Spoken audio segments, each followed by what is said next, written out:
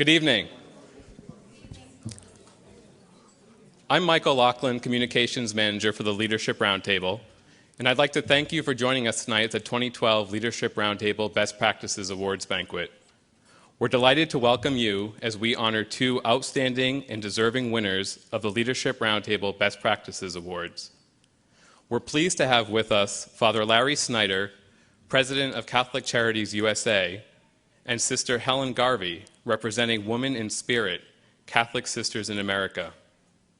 To begin our evening, I invite Father Jack Wall, the President of Catholic Extension and a trustee of the Leadership Roundtable, to lead us in prayer.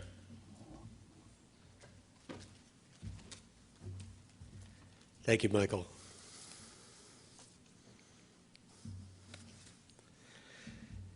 Come, Spirit of God, fill the hearts of your faithful, and kindle in us this night the fire of your love. Hover over this festive night and invade our hearts. Infuse us with the gift of wisdom in our deliberations and the gift tonight of joy in our celebration. For tonight we honor and pay deep tribute to two wondrous expressions of your life-giving spirit among us. The good and compassionate works of Catholic Charities USA, and the radiant lives of our women religious, whose story is so beautifully told in the exhibit Women in Spirit, Catholic Sisters in America. Spirit of God, we implore you to abundantly bless these two powerful experiences of your transforming love as they passionately and steadfastly give witness to the power and the beauty and the hope of risen life among your people throughout our country and especially in the lives of the poor. And Spirit of God, through their witness, we pray that you would strengthen our hearts and heal our wounds and unleash our creativity and renew our commitment to do your work of becoming your blessing into the world. And bless this food that we share this night and be the bond that brings us together. This is our prayer through Christ our brother and Lord. Amen. Thanks, Mike. Thank you, Father Wall, for that beautiful prayer. I invite you to begin your first course as I offer a few words about the Best Practices Award. When the Leadership Roundtable was founded, its leaders were determined to understand the precise nature and complexities of contemporary challenges facing the Church, and to approach these challenges in a positive and hopeful way. In addition to bringing the expertise of the laity from an array of sectors, the Leadership Roundtable seeks out examples of best practices already at work in the Church. Practices that promote sound stewardship, transparency, accountability, excellence, and innovation. We then advocate for the widespread adoption of these practices throughout the Church. A few years ago, at a previous annual meeting, the Catholic journalist and author John Allen said that the Leadership Roundtable is uniquely situated to solve the temporal challenges facing the Church because we focus solely on solutions and we are able to bring together individuals with varied viewpoints and different ideas to address common challenges. Over the years, we've been honored to recognize a slate of extraordinarily effective, hopeful, and dynamic individuals, institutions, and organizations, holding up their ministries as examples deserving of praise and emulation. We're honored to include Catholic Charities USA and Women in Spirit in that group tonight. We'd like to showcase these past honorees of the Best Practices Award in a brief video presentation. Afterward, enjoy your meal and the conversation with those at your table, and the program will pick up again during dessert. Thank you and enjoy your evening. It is such a privilege for us, the Leadership Roundtable on Church Management, tonight to honor Catholic Charities USA. Ostensibly, we honor and award this best practice plaque to Catholic Charities USA because of your commitment to collaboration with the federal, state, and local government, with other faith-based and secular nonprofits, and because Catholic Charities USA routinely is given the highest marks in terms of management of finances and people. These are all the values that the Roundtable exists to promote and serve. But permit me on a personal level to speak on behalf of my fellow trustees and staff at the Leadership Roundtable. Were it not for Catholic Charities and the love that is provided in a concrete way every single day across this country through your work and ministry, our church would be radically impoverished.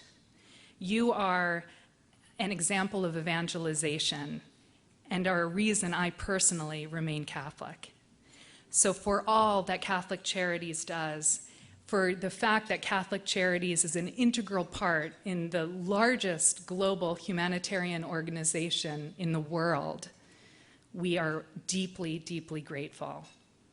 So I would like to invite Father Larry Snyder and his associate Candy Hill forward, and Jeff Boise, our chairman, will read the citation and bestow this award.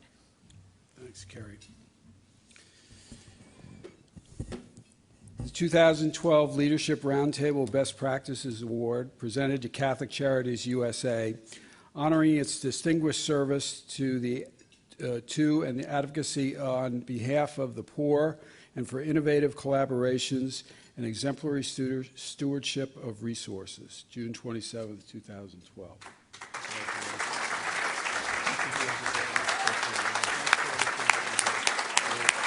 I'm just going to get a picture. Here he is. So proud of you.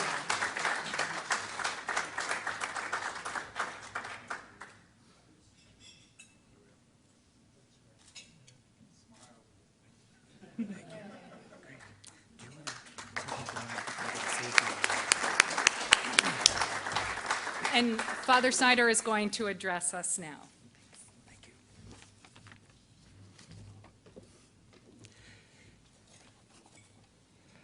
Well, first of all, I'm not quite sure how I can adequately say thank you for this great award. You know, I think receiving an award, half of the honor comes from the actual recognition of the work that you do, but the other half of the honor comes from the organization who is giving it. And I have to say that since its beginning, I have admired and supported the work of the National Leadership Roundtable. I'm especially pleased with the theme that you have chosen this year, Managing for Mission, Building Strategic Collaborations to Strengthen the Church. I've got a few slides here to help me. Catholic Charities could not do what it does without working in a collaborative fashion. Collaborations with the church, in the public square, but we need to do it better. So I'm happy to have been asked to offer a few remarks this evening, and I have actually 5 areas. Now, I've been told to keep it to 15 minutes. I've timed myself. It is 15 minutes, so we're going to go through them rather quickly, but I figured there are a few things I do want to say. Some thoughts on collaboration. First of all, the definition is always a good place to start from Webster's. To collaborate, to work jointly with others or together, especially in an intellectual endeavor. To cooperate with or willingly assist an enemy of one's country, and especially an occupying force. To cooperate with an agency or instrumentality with which one is not immediately connected. So, you know, people have a lot of misgivings about collaboration, and you can see why. It's inherent in the definition that there is tension and there are turf issues.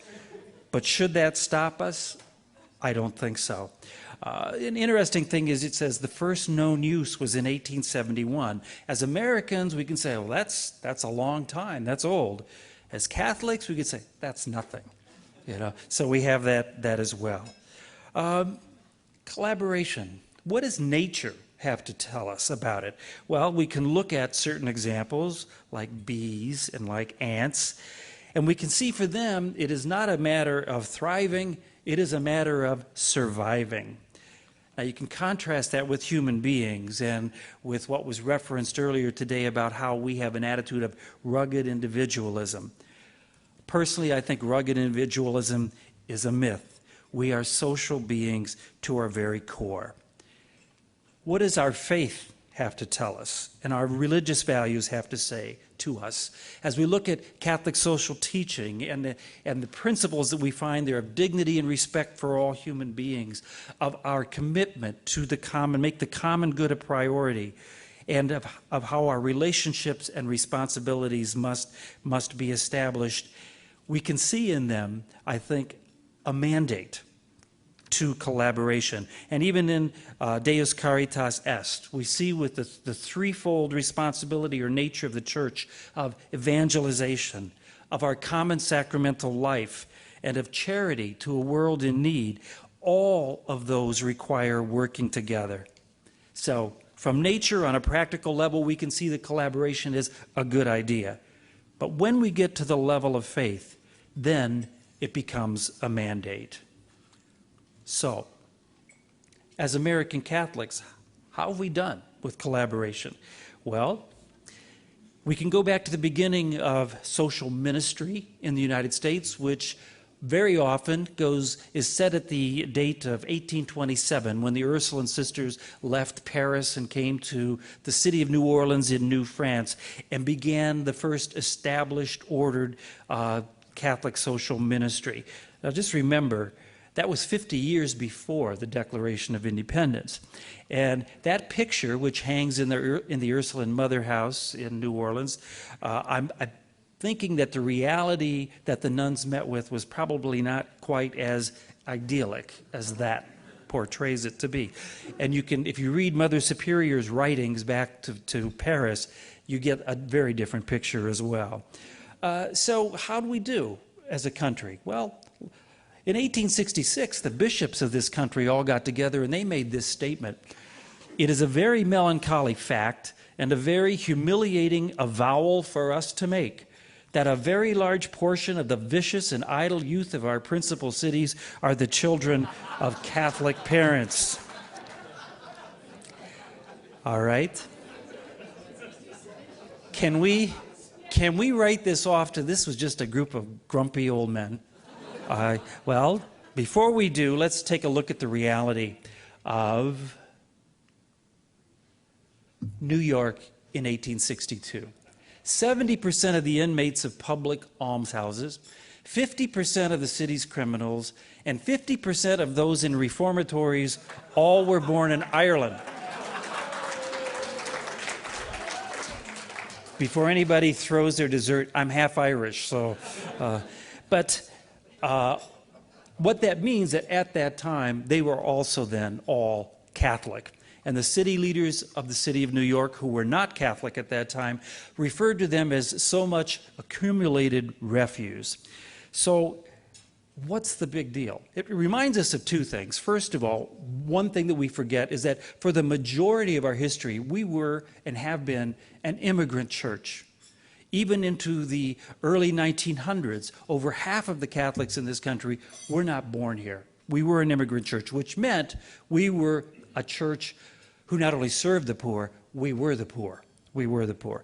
And so along with the poor, they brought many of their issues with them from their previous countries, which is why you see the figures that you have there. But the other issue is that did they receive a welcome as Catholics in this country? And this is another thing that sometimes you have to dig in the history books for, but there was a prejudice against Catholics in this country. Those of you who have been to the Statue of Liberty in New York Harbor, and you read Emma Lazarus's poem that's on the base of this statue, which is, "Give me your tired, your poor, your huddled masses yearning to breathe free, the wretched refuse of your teeming shores. Send these, the homeless tempest tossed to me. I lift my lamp beside your golden door."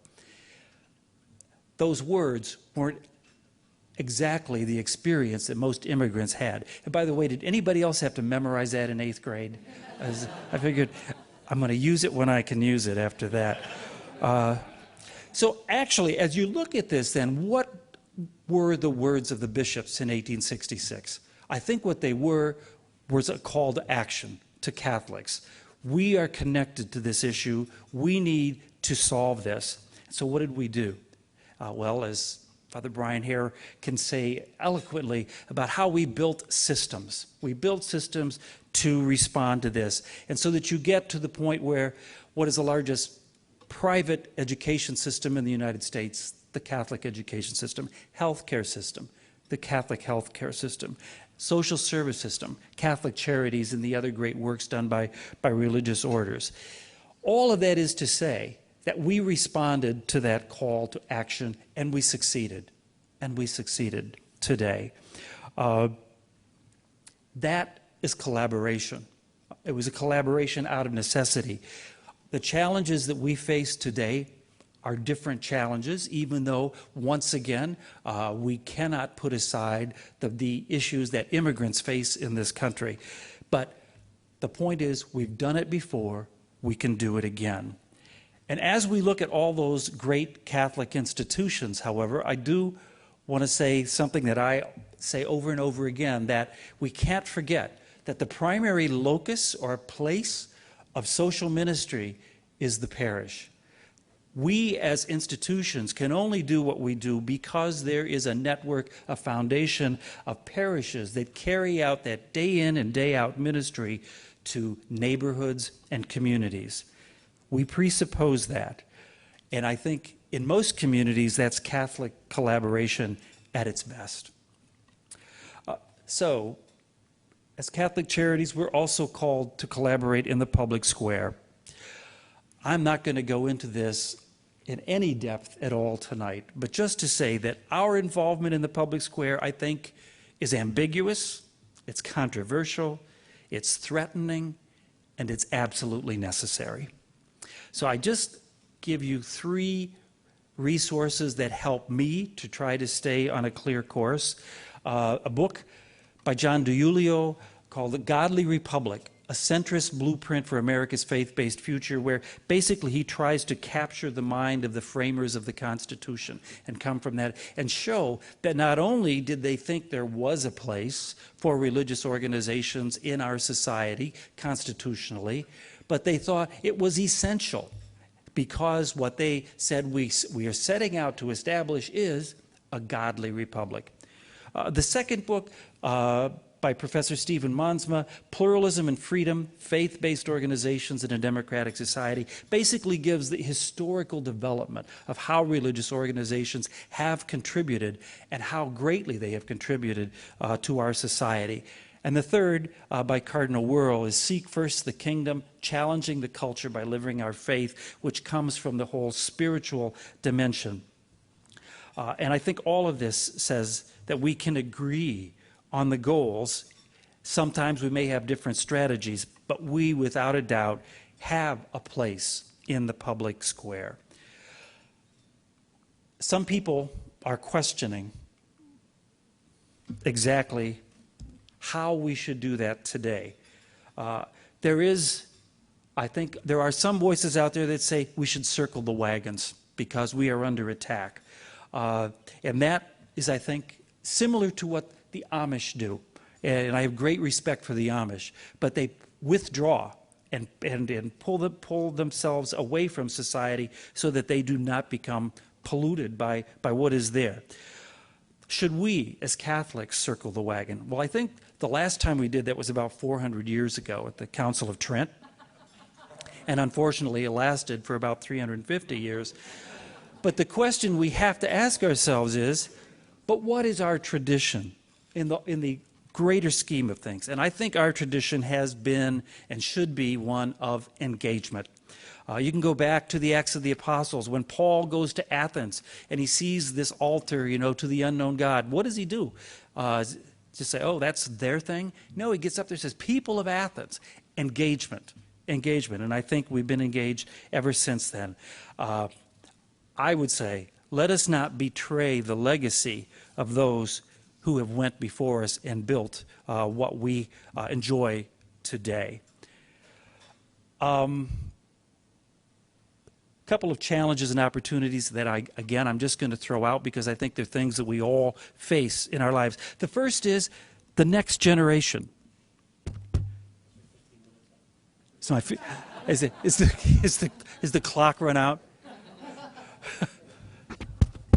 Well, can you hear me if I just keep going? Okay. It's the next generation. You know, we have become complacent about who is going to support the Catholic Church because, well, Catholics do. But as we get to this generation, who are very creative and who are very energetic, one of the things that marks them, however, is the fact that there is no loyalty in this generation to brands. Okay? Affinity means something different to them. Their interest is in causes, and they don't care who is working in that cause, as long as somebody's working there. Whereas before, in my generation, well, you'd work with the Catholics if you were Catholic, you know, and you would support them because of who you are. I think things are going to be different. And we have to ask ourselves, are we asking the right questions? Are we making the right invitations to this generation? Because the language that has worked for us before is not going to work now. Learning organizations. Is the church going to be relevant to the issues that are important? Are we winning the PR battle for what message is there? Is the Catholic Church in the media being portrayed as an organization that is principled or that discriminates? Will we be transparent? Will we be accountable? And this is where I think the great contribution of the National Leadership Roundtable comes in. You are leading the way on many issues, many of them that we heard about today. The standards for excellence, just for one. We have to be on the forefront of this if we are to be credible in society. Innovation. When is a gift not simply a gift? I think we too have to be creative. I'll tell you a story here. Since I have been president of Catholic Charities, we've moved 3 times. And each time it's because we've outgrown the building that we were at. And when we have moved, we've had to go to leasing the property because we did not have enough capital to actually buy our own building. And then about a year and a half ago, maybe 2 years ago, I get this call from a lawyer who says to me, you know, I wanted to talk to you, Father, because my client has died and he's left you a rather large bequest. And my response was, oh, please, God, let it be $1 million. Let it be $1 million. You know? And so we're talking, and then I said, well, how large would that bequest be? He says, well, I think it's going to be around $24 million. Well, it's like, oh my God. And he says, but the really incredible thing here is that the gentleman leaving it to you is a Mormon. And basically, he's had no contact with the Catholic Church, but he knew he was dying of cancer, so he and his daughter spent weeks researching who is really committed to the poor in the United States. And he said, and they were going to give it to several different organizations, but their research said it's the Catholics who are committed to the poor, and the money's going to go to Catholic Charities. So what we did was basically that gave us the money to buy the building that we need to secure our future and to anchor our portfolio.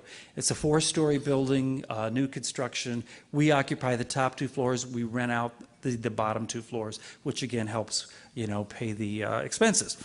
But, you know, I thought, but this is not enough. This is not enough to honor this man, and his name is on our building. So discussions with the board, what we decided to do was that we will pay rent, even though it's our building, along with the other 2 residents. And we will put that money into a fund, which will be the Fry Fund. His name was Fry. And until it gets up to $25 million. And then the board can choose to do what they want. But that money will then be given out in increments to agencies who are making an impact in reducing poverty, so that his legacy is not just going to be brick and mortar, but the actual reducing of poverty by service. So again, I think we had an opportunity. I think along with our board, we made a truly significant decision. His family was thrilled.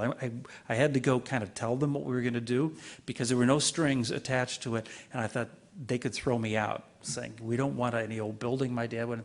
So they sat there, and I couldn't read. So I went through the whole plan, and at the end, his daughter looked at me and said, my dad would love this. She said it's just the kind of leverage that he did his entire life. So anyway, I just say that again to make sure that when opportunities come along that we are resourceful and creative as well. Now I'm going to leave you with one last thought, and that is, as I look at the church today in all of our work, I think what we need is inspiration. We can ask ourselves, what defines us? What defines us as Catholics? An institution or a mission? And I don't want to set that up as a dichotomy because obviously both are necessary, but I truly believe that the institution should serve the mission and not the other way around. But what is society's perception? What is society's perception? I'm afraid in the newspapers I've seen lately, they think we're only concerned about the institution. I know as a homilist every weekend, as I prepare a homily, at the end, the question I ask myself, are people going to be inspired by this? So ultimately, the question is, why do we do what we do? Thomas, doubting Thomas, when he encountered the risen Lord, he said, his response was, my Lord and my God. Well, he wasn't answering a quiz on a religion test. He was speaking from his heart. The picture that I showed up there of Emmaus, what were the disciples? They said, our hearts were burning, we're on fire. When you go to Rome, and I suspect many of you have had that great opportunity, you go to the major basilicas there, and you go down, what are the two statues that are in front in most of the basilicas? As Americans, we might think, well, in our churches, it would be Mary and Joseph, right? At least in our traditionally designed churches. But there, you get Peter and you get Paul. You get the great disciples of mission, probably the two people who have been most passionate about our faith from the beginning. And those churches, the message is very clear. We have to be mission and we have to be passionate about it. So let it never be said that the church of our day was found lacking in our passion for the mission. And my prayer is that may God, who has begun this great work in us, bring it to fruition. Again, thank you so much. Another incredible honor and privilege for the Leadership Roundtable on Church Management to have in our midst the director of this exhibit, Sister Helen Garvey, and to be able tonight to bestow our Best Practice Award on Women in Spirit, Catholic Sisters in America. Again, ostensibly, we are honoring this exhibit because it is an example of collaboration between the Leadership Conference of Women Religious and the Cincinnati Museum Center. And we are further honoring it because of its multimedia platform. And it is an example of effective communications and positive public relations as it chronicles the important history of women religious to the church and to the United States of America. But permit me a personal note. My spiritual director is a religious sister of mercy, and she has long advised me in my lifetime of service to the church that I should remember what it is I most love about the church and membership in it. Name it and claim it, and all of the other distractions will fall by the wayside. I have a very, very, very long list of reasons why I love this church to which we belong. At the top of that is our church's commitment to charity, to Christian love, and to justice. But right now, in this moment of our church's history, if charity and Christian love and justice have a face, it is surely the face of women religious.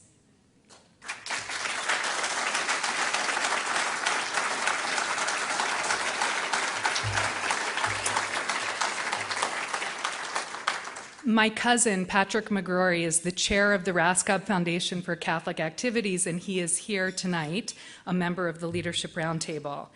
Patrick and I have talked all of our childhood and young adulthood about why it is we are so committed to the church. For 70 years, through our family's foundation, we have been supporting the work of women religious, not just in this country, but across the globe. Our family is Catholic because of the face of women religious. And when the Leadership Roundtable on Church Management was first formed, July 11th, 2005, our brilliant and talented founding chairman, Jeff Boise, invited this illustrious group of founding trustees around a round table to introduce themselves and to say one sentence about why it is they were committing to the very intense, demanding time commitment and social capital commitment and financial commitment to participate in the work of what was then an experiment, the Leadership Roundtable. Without exception, every person around that table, and these were incredibly famous, I wondered why he was asking them to introduce themselves since they were all such famous people to begin with. But what was interesting to me was that without exception, each person, ordained religious or lay, male or female, commented on the debt of gratitude that each one owed a priest or a woman religious or a lay leader who had had a profoundly important impact on their own faith and their professional and personal development. They wanted to give back in honor of these wonderful men and women. So it is my incredible delight and honor and privilege to have the Roundtable's voice honoring women religious by bestowing this award. And I would like to invite Sister Helen Garvey and her associate, Sister Anne-Marie Sanders, and Jeff Wazee forward.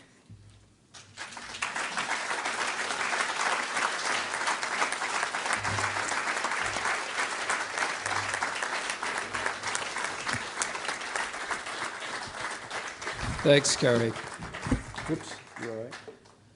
If you've been impacted by a nun positively, stand up. Okay?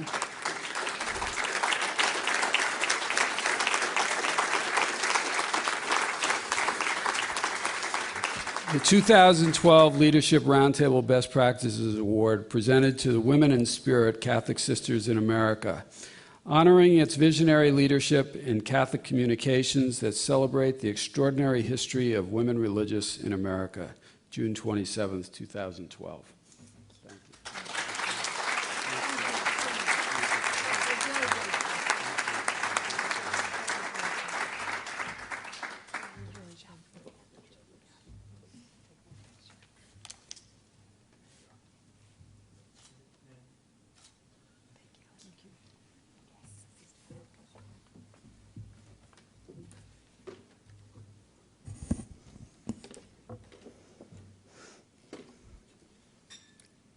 Thank you, National Leadership Roundtable, for setting the course for excellence in church management. Thank you for once again reasserting the critical role of the laity in the life of the church. As one who worked for years with parish councils and diocesan pastoral councils, I understand the vital need in our church for the faith, administrative competence, and yes, the creativity of all the members of the body of Christ. Sometimes, at a late hour, when a parish council was debating the color to paint the rectory dining room, instead of focusing on the vision for the parish, I would simply pray, God give us an administrator. And I think with our leadership, our parish leadership, so committed to pastoral care and sacramental life, very often they did not have the administrative help they needed. And the National Leadership Roundtable has come to their assistance. Tonight, on behalf of the Leadership Conference of Women Religious, I thank you for honoring us with the Leadership Roundtable Award. How did this exhibit happen? Where did we go to come to that video that you just saw? It is a long time since the startled producer Bob Weiss answered his phone in Orlando, Florida, when he listened to a woman who said, "I am a Catholic sister, and I would like to have an exhibit about Catholic sisters in the Smithsonian." Well, thought Bob, who is putting me on? He had never met a Catholic sister. He knew nothing about Catholic sisters. So lesson 1, best practices begins with a vision, an active imagination. It goes to new uncharted places with a certain amateur naivete, but a clear professional goal. The purposes of this exhibit were, 1, to document the significant leadership role of Catholic sisters in social change, in building the social fabric of the country through education, healthcare, and social service. And secondly, to tell what we perceived was the untold story of the leadership of Catholic sisters in developing and sustaining institutions of culture in the United States and broadening access to them. Before calling Bob Weiss, this producer, this artist, several sisters had visited the Smithsonian Institution with the idea that the museum might like to design the exhibit and take over its course. The curators, who were well encountered with visionaries, treated us with politeness, disabused us of any notion that the Smithsonian would fulfill our wishes, but held out one lifeline: you should have a charrette. One of our committee members responded, "How do you spell charrette?" By the way, it has 2 T's and 2 R's.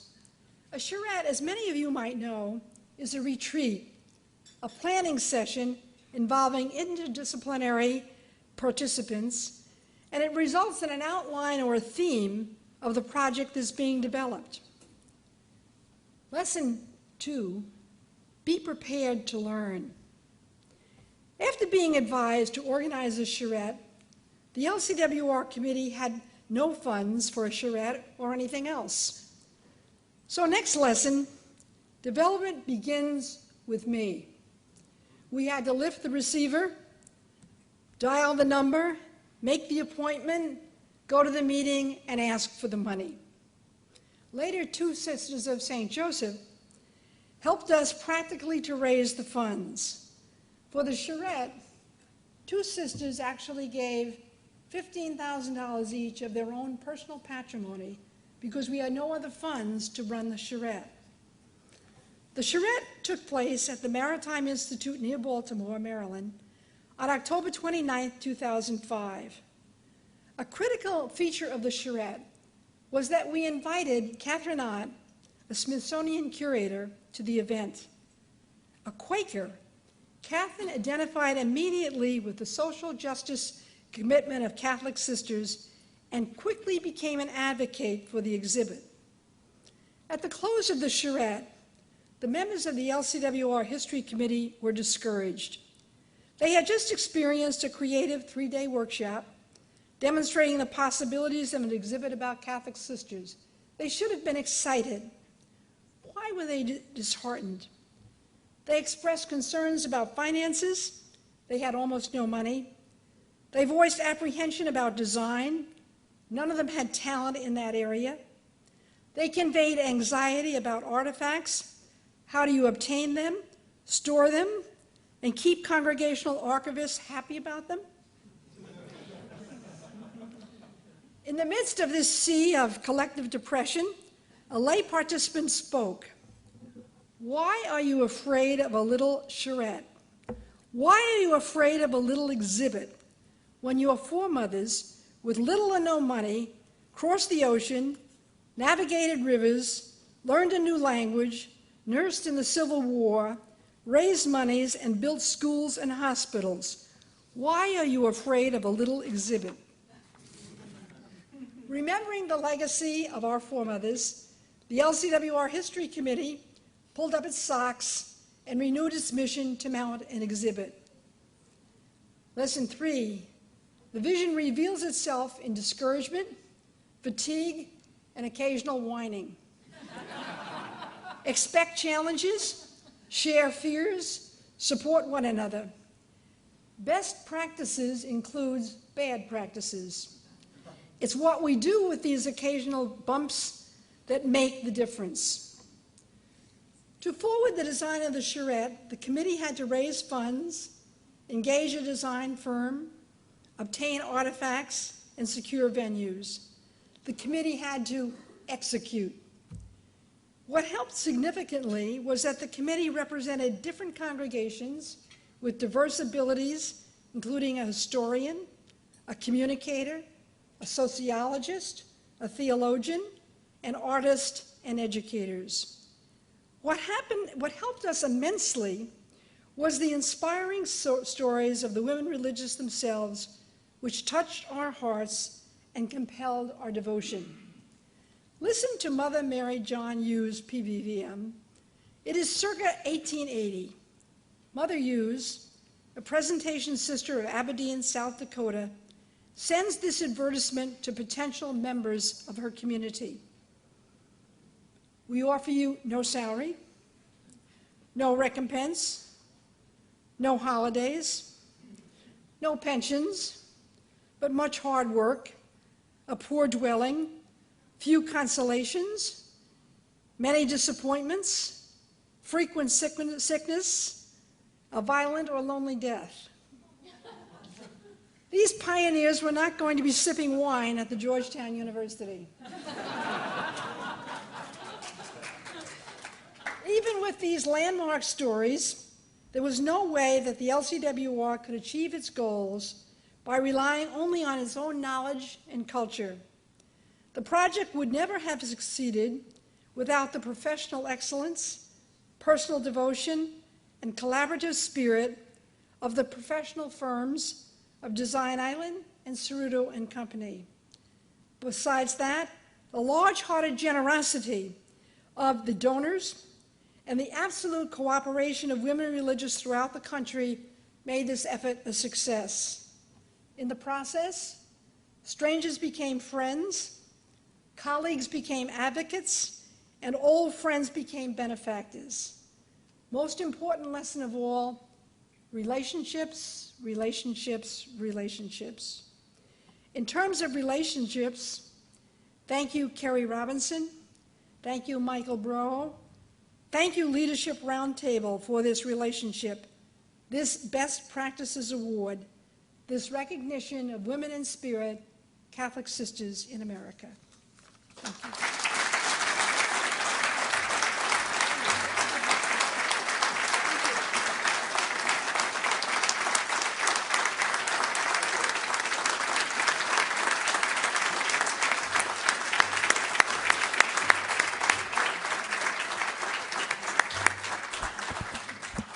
Thank you, Sister Helen. I know I speak for many when I thank you that you and your sisters went ahead with this project. I was fortunate enough last summer to view the exhibit at the Smithsonian in a large crowd of people, and the remarks that I heard from the crowd were simply inspiring. So thank you so much for going ahead and producing Women in Spirit. And thank you all for coming out tonight to the 2012 Leadership Roundtable Best Practices Awards Banquet. We are thrilled to have with us Catholic Charities USA and Women in Spirit. And let's offer them one more round of applause before we conclude for the night.